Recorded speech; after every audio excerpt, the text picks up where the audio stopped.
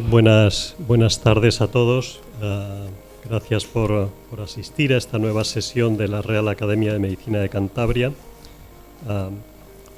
Quiero dar las gracias también a la Consejería de Educación del Gobierno de Cantabria por el apoyo que mantiene desde hace muchos años a las actividades de la Academia y, como no, también al Colegio Oficial de Médicos de Cantabria, que nos acoge en esta su sede y que nos ayuda también con la difusión de las actividades y de algunas otras maneras.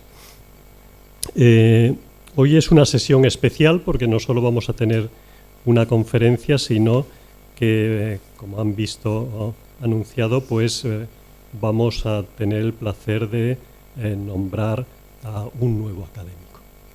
De manera que doy la palabra al secretario de la Academia, el profesor González Lamuño, para que haga lectura de esta propuesta. Acta especial de nombramiento. La Real Academia de Medicina de Cantabria, en la asamblea celebrada el día 26 de marzo de 2025, a propuesta de la Junta Directiva, acordó nombrar académico de honor de esta Real Academia de Medicina de Cantabria al profesor Dr. don Ángel Carracedo Álvarez, en consideración a sus destacados méritos científicos. Santander, 28 de mayo de 2025. Muy bien, pues en virtud de esa decisión de la Asamblea de la Academia, pues procedemos a ese nombramiento en breve. Pero antes de eso yo querría resumir un poco los méritos del profesor Carracedo. Los voy a hacer de verdad de manera breve porque creo que lo más interesante es disfrutar luego de su magisterio, ¿no? En todo caso, creo que sí merece la ocasión algunas palabras sobre su trayectoria. Él, como probablemente saben, es catedrático de Medicina de la Universidad de Santiago, es director de la Fundación Pública Gallega de Medicina Genómica, un centro que centraliza, valga la redundancia, los análisis genéticos en la Comunidad Autónoma de Galicia, lo cual supone más de 40.000 pacientes al año. Dirige el grupo de Medicina Xenómica, grupo que a su vez tiene 10 subgrupos de investigación y dirige también varias plataformas tecnológicas. Es presidente y codirector científico de la Fundación CAERTOR para la búsqueda precoz de fármacos. Preside también la Fundación INGADA, una fundación dedicada al estudio del TDAH y de otros trastornos asociados, y otra serie de fundaciones y asociaciones sin ánimo de lucro en las que no voy a entrar. El profesor Carracedo es asimismo un firme defensor de la labor social de la ciencia, del compromiso social de la ciencia y de los científicos, y participa asiduamente en actividades divulgativas ante auditorios variados, desde asociaciones de pacientes a institutos de enseñanza media. Sus principales líneas de investigación en la actualidad incluyen la genética de los trastornos psiquiátricos, las enfermedades mendelianas, la farmacogenómica y la medicina personalizada. Es en este sentido director del programa Impact Genómica, que es un poco en este momento el buque insignia de la investigación de genómica en España, y es también director del Centro Nacional de Genotipado. Su producción científica es más que notable. Ha publicado 12 libros, más de 900 artículos en revistas internacionales, revistas como Nature Science, Nature Genetics, etc., es decir, las revistas de máximo impacto. Ha dictado más de 3.000 conferencias en más de 70 países y ha dirigido más de 100 tesis doctorales. Es miembro de los consejos de sociedades científicas nacionales e internacionales, de genética, de farmacogenómica, de cáncer y de medicina forense. Y participa en organismos reguladores y agencias como la Agencia Europea del Medicamento, el Comité de la Cruz Roja Internacional, el Consorcio Internacional de Enfermedades Raras o el Comité Forense del Tribunal Penal Internacional de La Haya. Es miembro del Consejo Asesor de numerosos centros de investigación nacionales e internacionales, y en eso tenemos el placer de incluir también el IDIVAL y el Instituto de Investigación Marqués de Valdecilla. Es en consecuencia portador de unos excepcionales méritos científicos que han llevado, como ha leído nuestro secretario, han llevado a esta Real Academia a designarle como académico de honor. Buenas tardes a todos. La verdad que para mí es un honor muy grande y un placer además estar aquí. Muchísimas gracias por la distinción. Hay un trastorno psiquiátrico que se llama catatimia, que es la deformidad de la realidad por el afecto. Y lo que pasa es que a mí aquí me quieren demasiado. Y la verdad que es cierto que tengo tan buenos amigos que no solo es esta distinción que me hacéis, sino que en Cantabria me siento tan bien. Estoy aquí también rodeado de tantos amigos, muy especialmente la familia Riancho Zarrabeitia, pero gente que hacía tiempo que no veía, gente con la que interacciono todo el tiempo, y la verdad que para mí es como estar en casa. De modo que la verdad que muchísimas gracias por esta distinción. Has exagerado, querido José Antonio, los méritos como siempre, pero bueno, se perdona en virtud de esa catatimia que tienes. Y yo la verdad que ya os digo que para mí me siento súper a gusto. Voy a ver si no os aburro demasiado en 3/4 de hora. Si veis que me estoy pasando mucho, os aburrís mucho, me decís Ángel corta, que hace un día precioso en Santander. Pero sí que os quería hablar de un recorrido por la genética, que más o menos es el recorrido de mi vida. Porque más o menos lleva la genética un tiempo igual que el tiempo de mi vida académica, porque más o menos yo me licencié cuando se descubrió la secuenciación de ADN. Y entonces ahí empezó un mundo que ahora os contaré. Pero antes de dejarme, se oye poquito. Ya. Yo soy de un pueblecito muy pequeño de Galicia que se llama Santa Comba, pero soy el único de Santa Comba que no grita. Y tengo un problema en mi vida. Allí, como Félix sabe, decimos que no berra. A ver si soy capaz de aumentar un poquito la voz. ¿Así? ¿Así se oye mejor? Ay, qué bien que me avisasteis, porque di una conferencia por la mañana en Santiago y mi mujer me dice, debió ser muy bonita porque nadie oyó nada. Entonces, agradezco mucho cuando me lo decís. Si veis que se deja de oír, me volvéis a decir, algo así. Pero dejadme que cuente dos cosas del ADN para que todo el mundo lo entienda. El ADN, por eso es una molécula que a mí me gusta tanto, es como la definición biológica de vida. Hay muchas definiciones de vida, depende cómo definas vida. Pero lo que es cierto es que todo lo que tiene vida tiene ADN, o una molécula similar que es el ARN, y lo que no tiene vida no la tiene. Una bacteria, una planta, nosotros, un pez, un árbol, tenemos vida, tenemos ADN. Esta molécula, que es la molécula de la vida, donde están las instrucciones de la vida, apareció en la Tierra poquito después que la Tierra se formó. Cada vez nos acercamos más a la formación de la Tierra, porque en este momento se estima que esa molécula apareció en la Tierra hace 4.300 millones de años. La Tierra se formó hace 4.500 millones de años. No se sabe de dónde vino. Hay mucha gente como yo que pensamos que se formó en la Tierra, porque está hecha de carbono, oxígeno, hidrógeno y nitrógeno, que es lo más común en la Tierra. Aunque es cierto que también es difícil que se haga por casualidad, pero se hizo. Otra gente defiende que viene del mundo exterior, de otras partes, porque seguramente se formase en el agua y gran parte del agua que hay en la Tierra no se formó en la Tierra. Vino en forma de meteoritos helados cuando no había atmósfera. El caso es que apareció una molécula, que os contaré de ella, una molécula maravillosa, que es la molécula de la vida, que se podía dividir. Y se empezó a dividir. Y para que todo el mundo la entienda bien, esta molécula, que en realidad es como un hilo que tenemos en el interior de nuestras células y que codifica, tiene la información para todo lo que somos, o porque un roble es un roble, o una langosta una langosta. Y también nuestras diferencias. Está escrito, como sabéis todos, en un lenguaje de 4 letras que son la A, la T, la C y la G. Y el genoma humano, el libro de nuestras instrucciones humanas, es un libro grande. Yo pongo aquí la Torre de Hércules pero es como la Catedral de Santiago, tiene unos 70 metros de altura. Y si estuviese escrito en formas de un libro con la tipografía normal, o sea que ya veis que es un libro enorme. Y los capítulos de instrucciones, que son las instrucciones de todo nuestro funcionamiento, son los genes, y tenemos 22.000 en nuestro genoma. Esta molécula es una doble hélice, como sabéis, y tiene una propiedad curiosa, que enfrente de una A siempre hay una T y enfrente de una C hay una G. Si las dos hebras se separan, que se separan con mucha facilidad, y por ahí hay As, Ts, Cs y Gs, de una hebra salen 2 y de 2, 4. La molécula se puede autoduplicar y eso es la vida. La capacidad que tiene esa molécula para duplicarse. Y así apareció la vida. Y aparecieron las primeras moléculas y las primeras arqueobacterias que se dividían. Y el libro de la vida puso en sus instrucciones 2 instrucciones muy curiosas. La primera fue la muerte.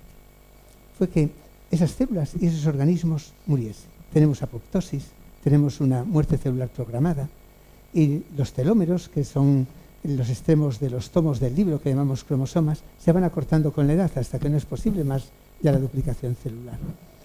Este es un mensaje para mí siempre muy importante, porque me parece que biológicamente tendremos que entender y aceptar que la muerte es parte consustancial de la vida y que sin muerte no habría vida. Pero también tiene una segunda propiedad muy curiosa. Es que esa copia de ADN nunca es perfecta. Siempre aparece algún cambio, le llamamos mutación. Todo el mundo sabe que los coronavirus mutaban mucho, pero nadie sabe que los humanos también mutamos, no tanto, porque tenemos sistemas reparadores del ADN, pero mutamos. Tenemos la mitad de nuestro genoma de nuestro padre, la mitad de la madre, más siempre algo nuevo. Por media, unas 700 letras nuevas y alguna hoja del libro de más o de menos. El motivo de la mutación es ser distintos, porque si en una especie fuésemos todos iguales, la especie está condenada a la extinción. Tendría un virus, un cambio climático y no tendría diversidad. La diversidad es la vida. Y la mutación fue el motor de la evolución. Fue por lo que a partir de esa primera molécula apareció toda la vida que os rodea en la Tierra, la que ya se perdió y la que se está formando también. Y si esta vida en la Tierra de 4.300 millones de años la ponemos como si fuese un día, el ser humano lleva aquí los últimos unos pocos segundos, nada más. Apenas llevamos 200.000 años. Aparecimos en África, y esto lo sabemos también por el ADN. En África estuvimos 100.000 años. En un momento determinado salimos de África. Seguramente no por curiosidad, sino por hambre, porque la historia de la humanidad es la historia del hambre. Y llegamos a Asia hace 100.000 años. Allí vivían otros humanos, se llamaban denisovanos. Llegamos a Europa hace 65.000 años y allí vivían otros humanos, que eran los neandertales. No los exterminamos como antes pensábamos. Un amigo mío que se llama Svante Pavo vio que en el genoma de los europeos tenemos un 3 a 5% neandertal. Quiero decir, éramos una especie más adaptable y con más capacidad reproductiva, que es el éxito biológico. Y desde hace 35.000 años, después de coexistir un tiempo determinado, también aquí en Cantabria, que hubo neandertales y homo sapiens, somos el único homo que hay, pero el único homo sapiens puro, sin mezcla, es el africano subsahariano. En los demás tenemos mezcla denisovana o neandertal. Y no os quiero entretener mucho porque si me pongo a contar cosas que me gustaría, que qué es lo que nos hace diferente a los humanos, que yo estoy convencido que solamente es el sentido de la trascendencia, y no es ni el habla, ni lo que llamamos inteligencia, ni el gusto por la belleza, ni la risa, ni nada de esto, porque muchas especies también lo tienen. Y eso es lo que nos da los valores y lo que nos da el progreso.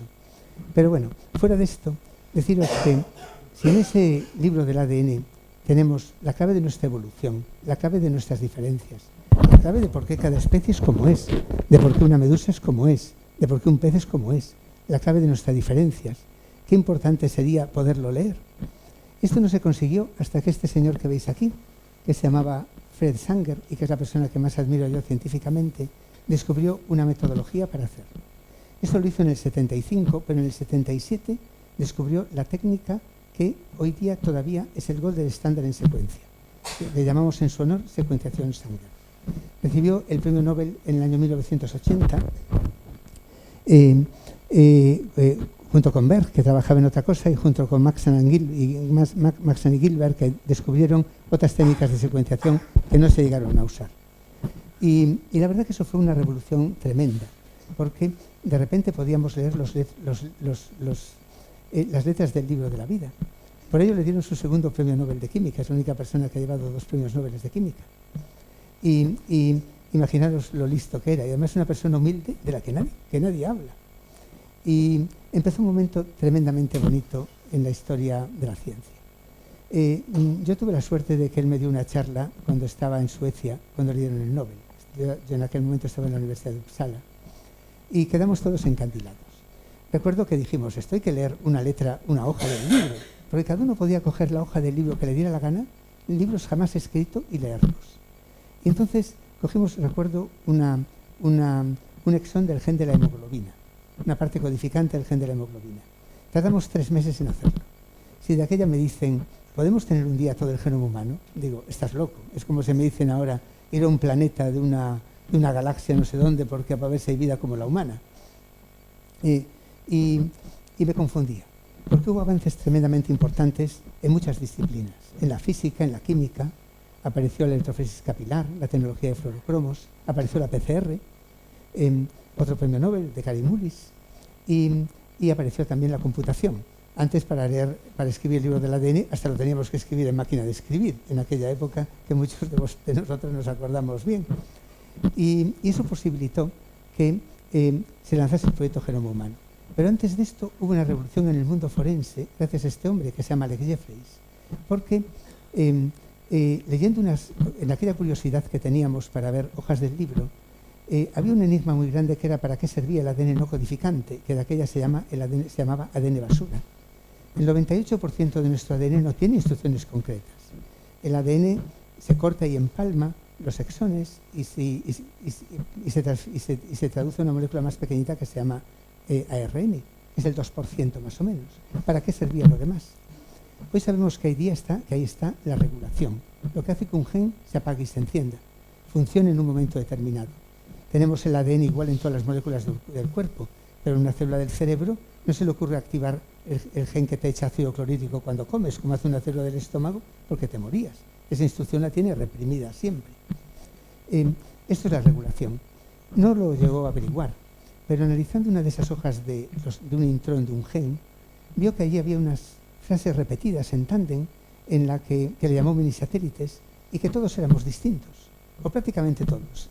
Y dijo, esto no sé para qué vale, pero para forense tiene que ser buenísimo, porque puedo distinguir a todos. Y de aquella estábamos absolutamente limitados en lo que podíamos hacer. Y fue una revolución que empezó y que hoy no os voy a contar, pero que es también parte de mi vida. Porque muchos de los grandes avances forenses que se hicieron desde Santiago, de lo que estoy muy orgulloso de tener muchos de los marcadores que se emplean en todos los laboratorios del mundo o las tecnologías. Y así empezó. Pero por unas circunstancias muy especiales, una combinación de situación geopolítica y ambición científica, se lanzó en el año 90 el proyecto Genoma Humano. Fue un momento muy, muy bonito de la ciencia porque ya se pensaba que se podía secuenciar. Iba todo más deprisa, pero ya no tardabas 3 meses, pero tardabas un día en hacer una hoja. Era un trabajo todavía muy grande. Pero era planteable. Y Estados Unidos tenía un montón de laboratorios que estaban trabajando en mutagénesis en guerra química, que dependían del Departamento Americano de Energía. Esos laboratorios, era un momento que, si os acordáis, se había caído el bloque soviético, era un momento que la Guerra Fría ya no tenía sentido, y mucho menos trabajar en mutagénesis y guerra bacteriológica. Era un momento de desarme, pero es un momento de rearme. Y entonces un político y unos científicos dijeron, ¿por qué no lanzamos este proyecto? Y a ver si nos ayudan otras naciones del mundo. Participaron muchos países del mundo, entre ellos no España. Y un poco más tarde, con este consorcio público internacional, apareció un consorcio privado dirigido por Craig Venter y llegaron a la meta al mismo tiempo. En el año 2003 teníamos la secuencia casi completa, porque nos acaba de completar hace poquito, del genoma humano. Eso fue una revolución en muchos ámbitos de la medicina, fundamentalmente en lo que es la enfermedad genética, porque cambió completamente el espectro de la enfermedad genética identificable. Cuando yo empezaba a hacer genética, y muchos de vosotros lo recordáis, solo se podía hacer citogenética, se hacían cromosomopatías, que además es un descubrimiento relativamente reciente. Mirad que se puede mirar por un microscopio. Pero esto lo descubrió Lejeune, en el año 56 descubrió el Down. En el 55, en el año que yo nací, hay un artículo de Nature que decía 22 o 24 pares, porque no se sabía. Se discutía, eran 23 pares. Y era lo que se podía hacer.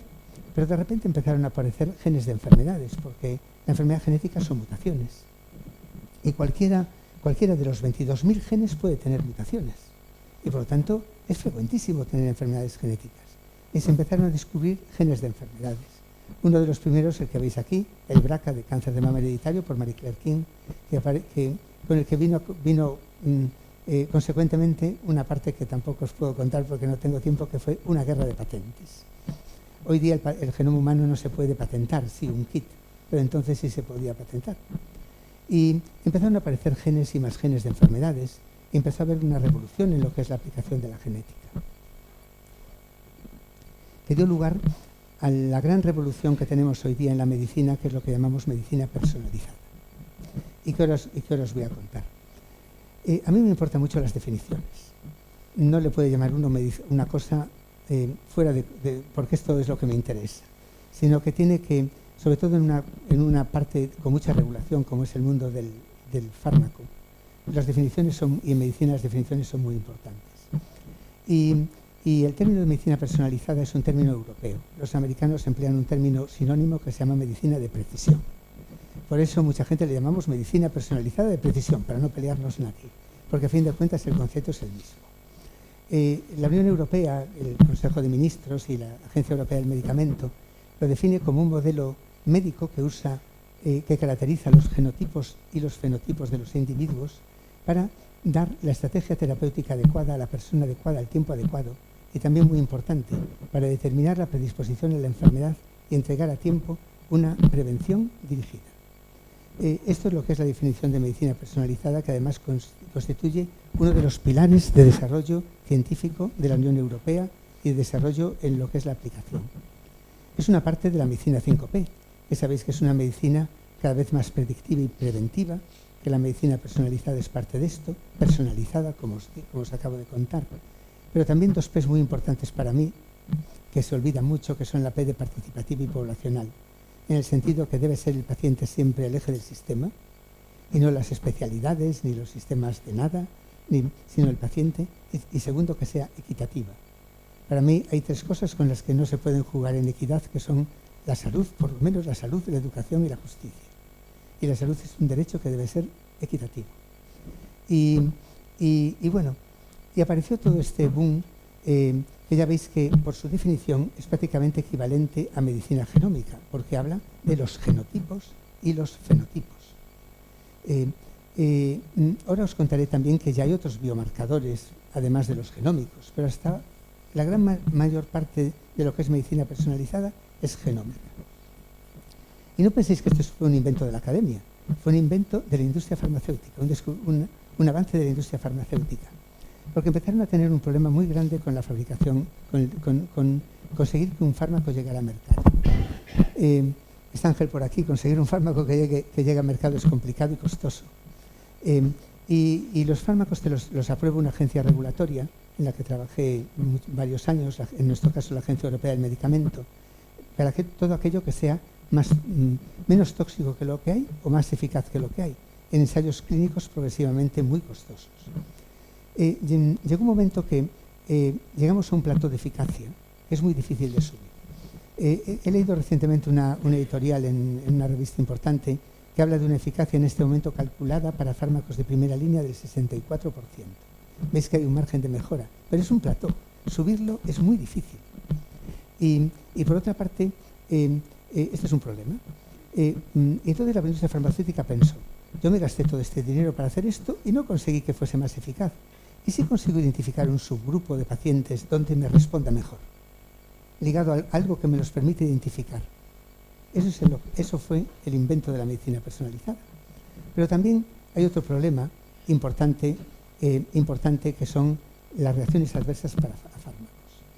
Yo no sé si lo sabéis, pero se muere más gente de reacciones directas adversas a fármacos que de accidentes de tráfico y suicidios juntos.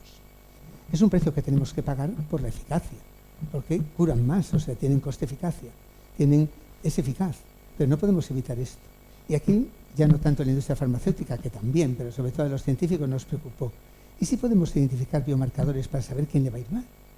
¿O qué dosis hay que darle? Porque hay una gran variabilidad. Mi padre se podía tomar un antiinflamatorio con chorizo y yo, si no me tomo un omeprazol, os digo que me duele el estómago muchísimo. Somos distintos. Y esto es básicamente lo que es medicina personalizada. Y para que se entienda bien, se trata de estratificar la enfermedad en grupos donde se puedan hacer tratamientos diseñados para cada grupo. El extremo es una enfermedad rara que lo haces para unos poquitos o para uno. Y otra, buscar biomarcadores de respuesta a fármacos. Y los biomarcadores que os digo que tenemos más importantes hoy día son la genómica, porque Bueno, esto es lo que tenía aquí.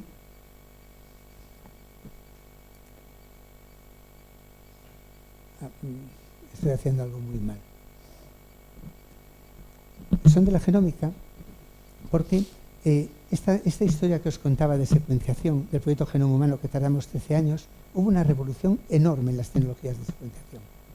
De repente podemos secuenciar genomas con una técnica que apareció que se llama secuenciación de nueva generación, mucho más deprisa.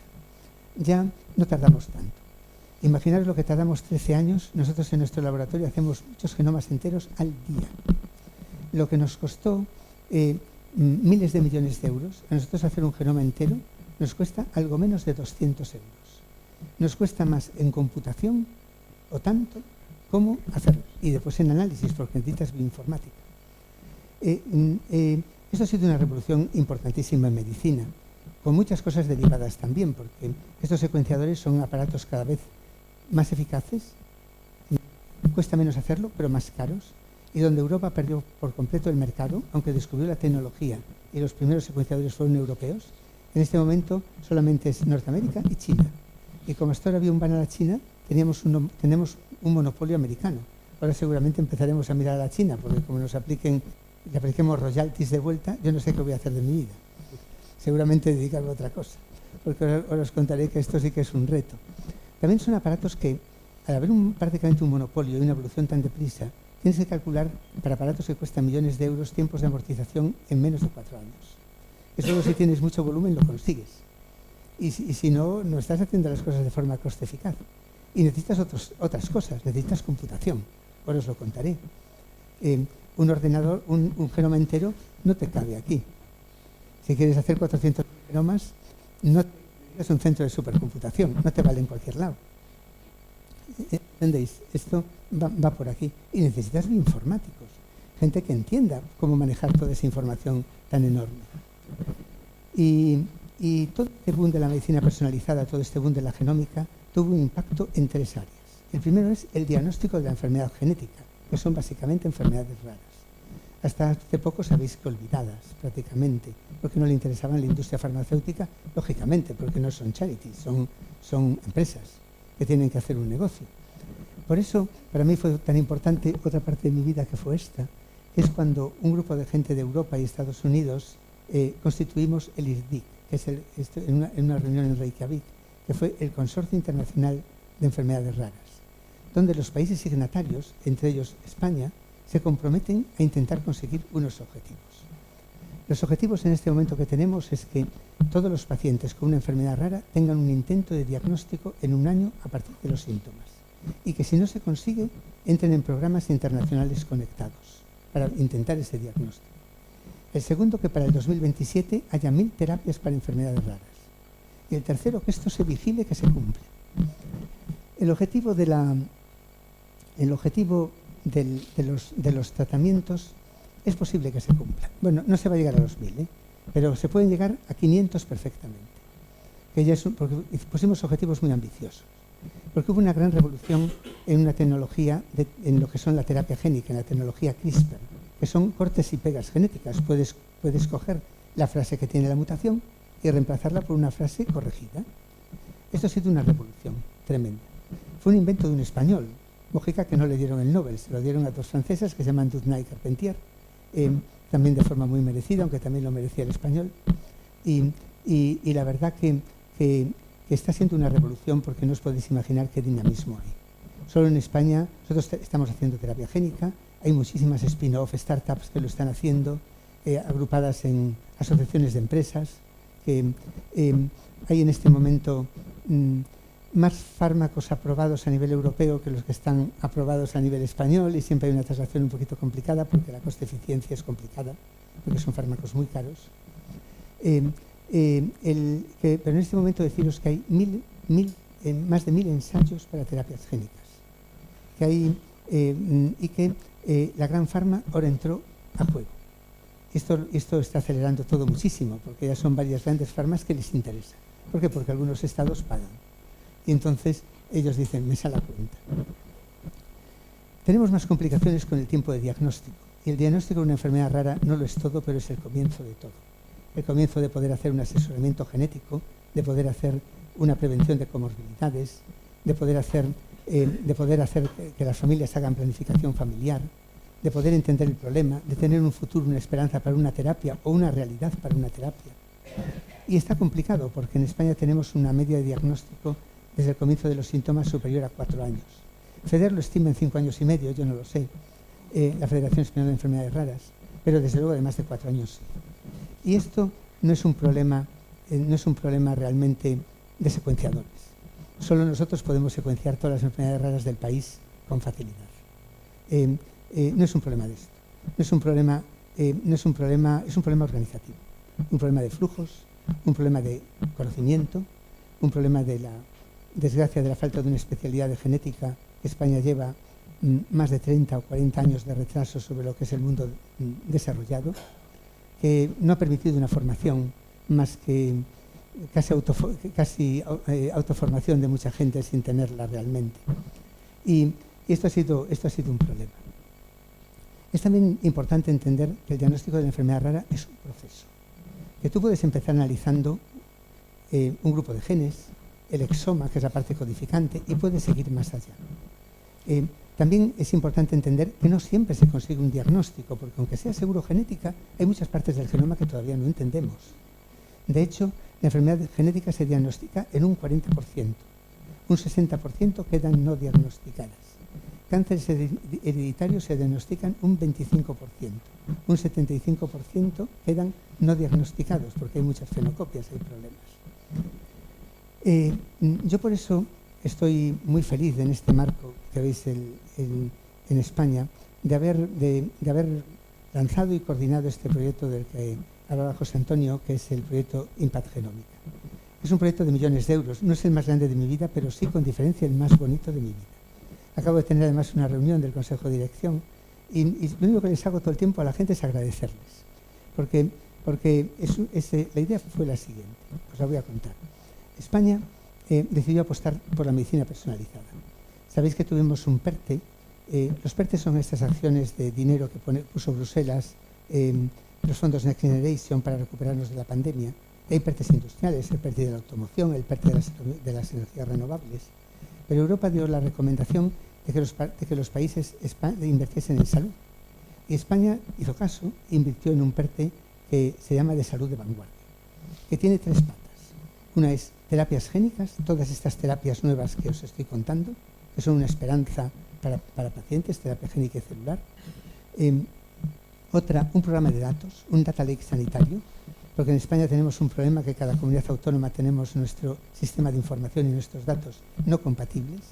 En Madrid y Barcelona no compatibles por hospitales.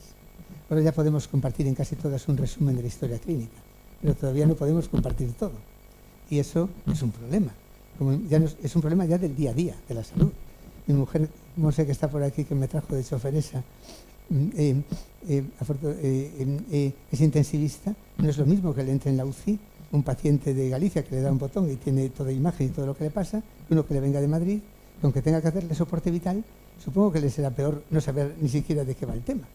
Y supongo que las posibilidades que tienes de vivir serán mejores para una persona de Galicia. Pero sobre todo que se pierde una cantidad de información para poder progresar en salud enorme. Y después un programa de medicina genómica. Y para ello se hizo un pilar, se hizo una estructura que se llama Impact, sobre el que desarrollar todo este programa, digo, de medicina personalizada. Impact tiene una corte que se está empezando a hacer de 200.000 personas y tiene también un programa de medicina genómica, que es de Impact Genómica, que coordino yo. Y lo que pensamos fue lo siguiente: queríamos generar información genómica que fuese compartida a nivel europeo dentro de una estructura que se llama el Millón de Genomas Europeo. Os contaré para qué. Y dijimos, mientras no tenemos una corte grande, ¿por qué no lo empleamos para algo útil? Y pensamos, ¿por qué no metemos aquí todos los enfermos que tienen una enfermedad rara no diagnosticada? Y fue lo que hicimos, con una red de 110 hospitales por todo el país, con coordinadores por cada comunidad autónoma, con gestores de casos en la mayor parte de las comunidades autónomas, con un circuito diagnóstico y un circuito de casos, y le hacíamos más allá de lo que se puede hacer en el diagnóstico habitual, que como máximo es el exoma, es el 2% del genoma. Le hacíamos el genoma entero, y además en condiciones de equidad. Y esos datos además hicimos una parte ético y legal muy trabajada, de modo que pudieran ser compartidos por todos los investigadores europeos. Esto fue mucho trabajo, porque teníamos que firmar lo que se llaman MTAs y DTAs con los hospitales, con las comunidades autónomas, pero lo conseguimos. Y por eso para mí es un programa tan bonito. Y estamos teniendo, imaginaros, un 30% de nuevos diagnósticos en gente que llevaba esperando una media de 11 años en ser diagnosticada. En cáncer también de origen desconocido, un 25% de resultados accionables, gente que se podía beneficiar de terapias dirigidas y la verdad que ha sido una cosa que os digo que es muy, muy, muy bonita para mí el verlo. Y no os lo puedo contar mucho porque me llevaría mucho tiempo. El segundo campo donde ha habido una revolución en la genómica fue el cáncer. El cáncer es básicamente un problema de mutación somática. Son mutaciones en células somáticas, en genes de muerte celular o de proliferación celular, y que después se van seleccionando clonalmente y expandiendo. Esto es lo que es el cáncer. Claro, conociendo las mutaciones de cáncer, puedes saber de dónde empieza ese problema, porque puedes analizarlas para atrás. Y eso motivó un proyecto muy importante internacional, que fue el primer grande en el que participó España, que fue el Proyecto Internacional del Genoma del Cáncer. Un proyecto dirigido por Elías Campos y por Carlos López Otín, en el que nosotros también participamos, en nuestra fundación en Santiago. Y España cogió un cáncer solo, otros países cogieron más, pero empezamos. Cogimos la leucemia linfocítica crónica. Eso, unido al desarrollo de la terapia monoclonal, de los anticuerpos monoclonales, permitió las terapias dirigidas. Ese es el gran avance de la supervivencia en cáncer. Hay terapias dirigidas para muchísimos cánceres, hasta imaginaros para cáncer de pulmón. Y esto ha aumentado mucho la supervivencia. Aquí el gran reto en la traslación es la estandarización. Incluso para los biomarcadores más normales hay unas grandes diferencias entre laboratorios y los datos no son compatibles. Aquí hay que trabajar en estándares. Es el gran reto que tenemos. Y imaginaros que esta es una diapositiva de un amigo mío, que es Santiago Ramón y Cajal, un patólogo del Valle d'Hebron, que es nieto de Ramón y Cajal, que incluso para dianas conocidas tienen diferencias de discrepancia superiores al 15%, por lo tanto aquí tenemos un problema. Farmacogenética es la otra área donde hemos mejorado mucho. Hay muchos fármacos que antes de darlos es importante o a veces obligatorio hacerle un análisis genético para saber cómo vas a responder. Tenemos información de muchos fármacos y aquí el gran reto es tratar de trasladar todo lo que hay, porque no se traslada todo lo que es realmente eficaz. En Galicia, por ejemplo, se hace bien en cáncer, no del todo, pero se hace la mayor parte en cáncer bien. Pero, por ejemplo, en trastornos psiquiátricos no se hace nada y es de los campos que más se podían beneficiar. En Galicia, por eso, lanzamos un programa de introducción de la farmacogenética en psiquiatría, de modo que los pacientes que reciben, hasta ahora era de 2 áreas sanitarias, pero seguramente lo extenderemos a toda Galicia, que reciben un fármaco, un antipsicótico de POT, para aripiprazol, paliperidona y risperidona, que hacemos un análisis farmacogenético para saber si hay que bajarle la dosis o hay que subírsela o no hay que dárselo, porque puede tener efectos adversos graves. Y también a todos los niños que entran en una unidad de psiquiatría infantil, antes de entrar, se le hace. En España las diferencias entre comunidades autónomas eran brutales. Afortunadamente, el año pasado, y ahora se acaba de publicar otra parte, se publicó una cartera de servicios del Sistema Nacional de Salud de medicina personalizada, de genética y genómica, que está por lo menos llevando a que haya un poquito más de equidad. Ahora es un reto para las distintas comunidades autónomas y sistemas sanitarios implementarlo de forma adecuada. En Galicia tenemos un sistema muy centralizado, en otras a lo mejor tienen otra historia, pero hay que trabajar de forma conjunta en que se pueda hacer esto bien y de forma racional. Yo estoy ayudando en muchos planes de muchos países y siempre a todos les aconsejo lo mismo. Esto exige siempre generosidad. Hay que pensar que no en la especialidad ni en las cosas, sino en el paciente. Hay que ser generosos para el bien de todos, porque después todos los datos los vamos a poder utilizar. Si me dejáis hablar 10 minutos más, puedo, Antonio. Os quiero hablar de otra parte importante, quizá la más importante. Mirad, hasta ahora os hablé de mutaciones que originan enfermedades genéticas, mutaciones que te originan una respuesta a un fármaco, mutaciones que te originan un cáncer. que se pueden leer leyendo las letras del libro utilizando secuenciación. Esto se entendió bien. Pero aquí hay un problema. La mayor parte de la predisposición genética a la enfermedad, de la contribución de la genética a la enfermedad, no son mutaciones. La gran mayoría es variación común que todos tenemos. Una esquizofrenia es muy genética, pero es variación común. Aunque le analices el ADN del genoma entero de un esquizofrénico, no le encuentras nada. Es variación que todos tenemos y que te predispone a la enfermedad. Pero obviamente somos genes y ambiente. El ambiente también nos importa mucho. ¿Y cuántos somos genes y cuántos somos ambiente? A mis alumnos de medicina siempre les sorprende muchísimo. Esto hoy día está súper bien calculado. Corrigiendo para ambiente compartido. Utilizando, imaginaros, por ejemplo, gemelos univitelinos separados de ambiente, que tienen el mismo ADN, pero viven en sitios distintos. Entonces se mira, si uno tiene cáncer de mama, el otro también tiene cáncer de mama. Si uno tiene hipertensión, el otro también tiene hipertensión. Y como sobre todo los escandinavos son muy disciplinados y los ingleses también, llevan como un siglo haciendo estos registros. Entonces tienen datos brutales. Y aunque en algunos casos cambió el concepto de enfermedad, pero aún así siguen teniendo los datos. Entonces, mis alumnos os contaba que siempre les sorprende cuando les cuento que la heredabilidad del cáncer es mucho más baja, o sea, el componente genético, que las enfermedades psiquiátricas. Importa mucho más el ambiente que la genética en el cáncer. Y en enfermedades psiquiátricas importa mucho más la genética que el ambiente. Pero la media de la enfermedad es el 50%. Pero realmente para casi todo es más importante el ambiente, salvo para dos problemas, que son dos problemas de neurodesarrollo, que son la discapacidad intelectual y el autismo, donde hay tantas mutaciones prácticamente, en discapacidad intelectual incluso un poquito más, que variación común. Pero para casi todo, imaginaros cáncer de mama, que hay cáncer hereditario. El cáncer de mama tiene una heredabilidad del 28%. El 28%, digamos, de contribución a la varianza es la genética. El cáncer de mama hereditario es solamente el 2,5% de ese 28%. El resto es variación común. Que las podemos capturar con unos estudios que se llaman estudios de GWAS. Son fáciles de entender. Lo que hacemos con ellos es, cogemos, por ejemplo, 1000 personas y analizamos no todo el libro, sino una letra por cada hoja del libro, una letra polimórfica que llamamos SNP, que tenemos todos tenemos esa variación. Y lo que vemos es lo que veis aquí. Por ejemplo, imaginaros que esto es gente que tiene COVID severo, que son unos estudios que hicimos hace poco y publicamos en revistas importantes y que contribuyó José Antonio a ellos mucho, además en el comité de dirección de este consorcio que hicimos. Gente que hacía COVID severo y gente que era sintomática, a veces de la misma edad. Y claro, miras las letras y veis, por ejemplo, esta letra, esta G, lo tienen mucho más los que tienen el alelo T, lo tienen mucho más los que tienen COVID severo. Eso significa que en esa página del libro hay algo que te produce que tengas COVID severo.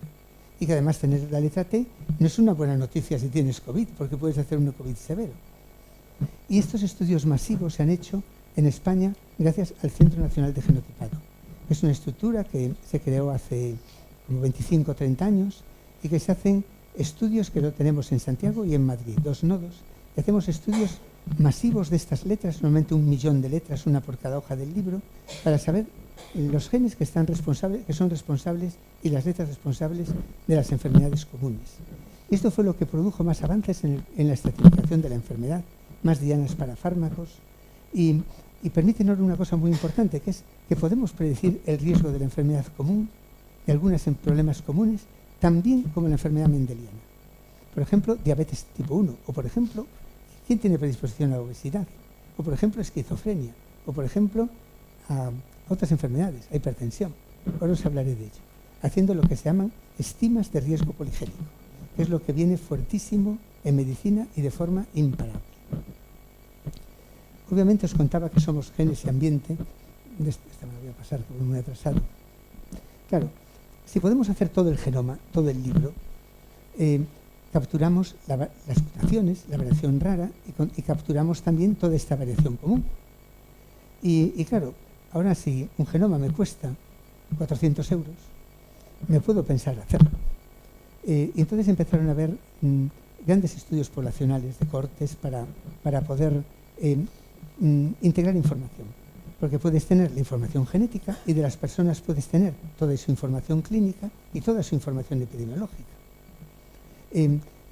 Puedes tener también su exposoma, puedes también saber qué les pasó, cómo se alimentaron, fumaron, tomaron alcohol, vivían en un sitio súper contaminado. Esto todo se puede integrar. Y el pionero de todo esto, de pensar en un gran biobanco poblacional y una gran corte, fue el Reino Unido. Lanzaron un proyecto enorme que se llama el UK Biobank, donde se analizaron 500.000 genomas unidos a información clínica. Esto fue un éxito que no os lo podéis imaginar. Las farmas se forraron, las que participaron, porque gracias a eso aparecieron muchísimas dianas para fármacos. El 70% de los 100 últimos fármacos fueron identificados con datos del UK Biobank. Y las farmas en consecuencia se beneficiaron. Se desarrolló tremendamente la industria biotecnológica y es el país que mejor puede predecir el riesgo de enfermedad común. De hecho, lo tienen introducido para estas 7 cosas que veis aquí.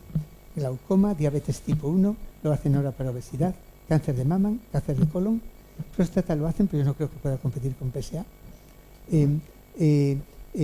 Osteoporosis, riesgo de fractura de cadera, y ya veis que esto es una revolución, pero hay que tener cuidado con las cosas también y ver qué puede trasladarse y qué no.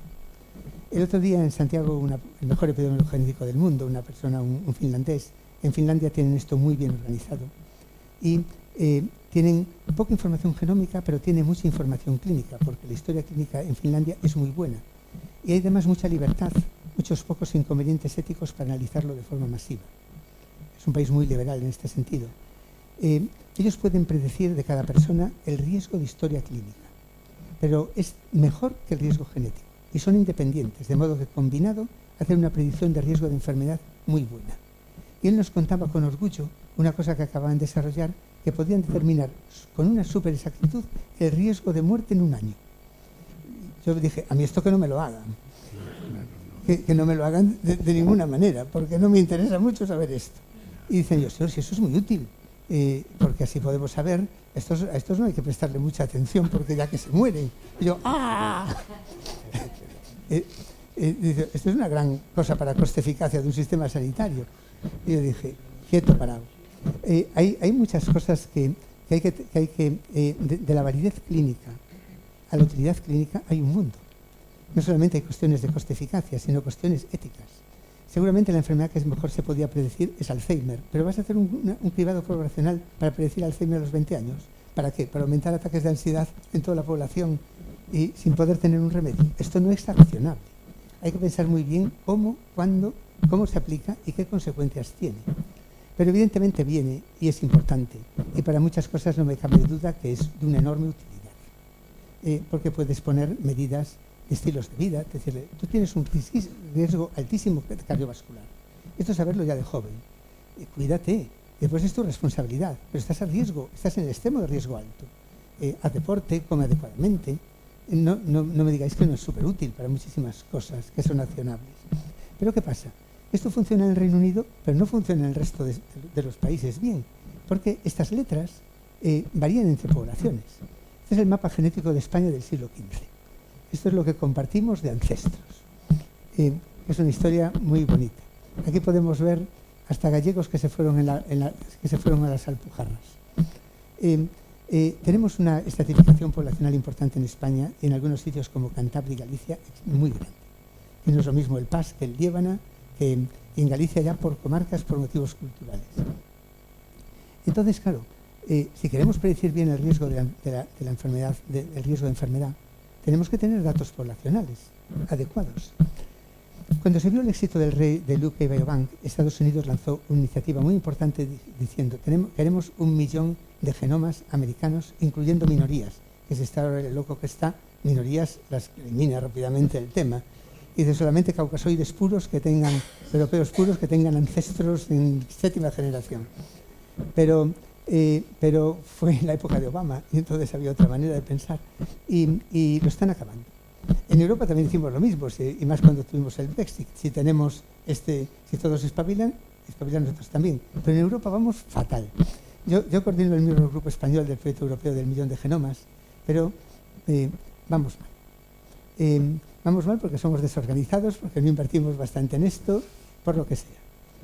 Pero en España también, como os digo, invertimos mucho en el PERTE de medicina personalizada, y una de las acciones fue invertir en una corte nacional de 200.000.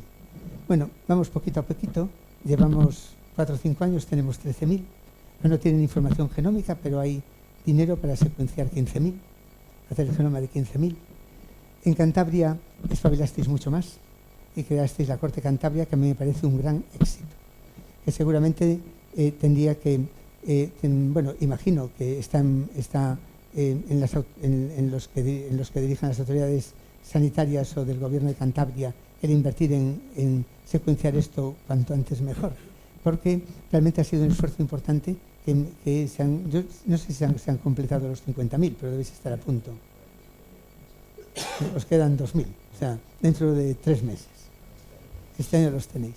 Esta es una corte muy bien estructurada, muy bien hecha, y la verdad que una ganancia muy grande para esta comunidad autónoma, muy grande. Es una joya el dinero, lo que tenéis ahí. En Galicia también espabilamos, más tarde que Cantabria, pero también yo creo que bien, porque intentamos hacer una especie de UK Biobank gallego. Vamos a hacer el genoma de 400.000 gallegos.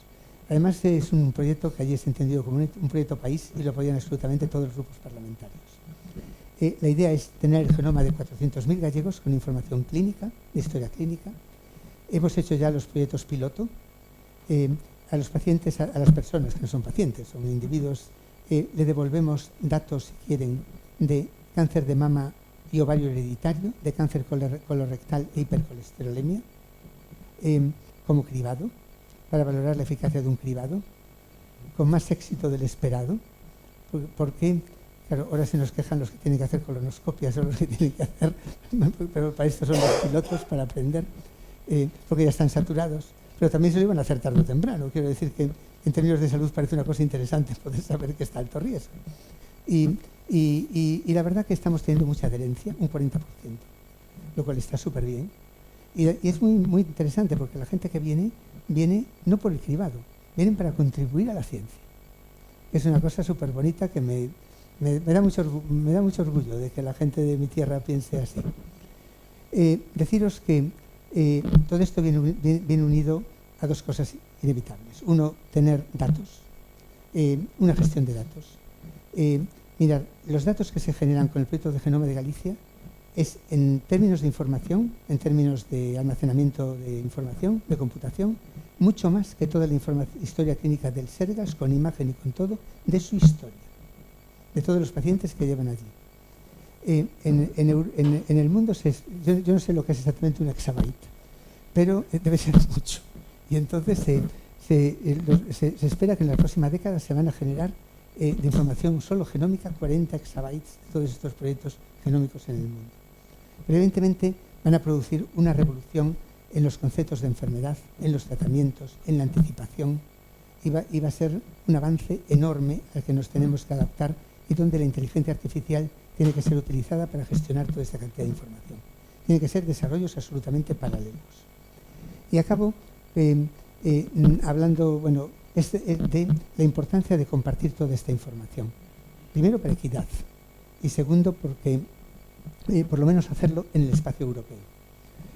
Hace un grupo de científicos europeos publicamos este artículo de opinión en Nature Medicine hace unos meses, en el que hablamos de la importancia y de la oportunidad que tenemos en este momento con la nueva ley del espacio de datos en la salud europea.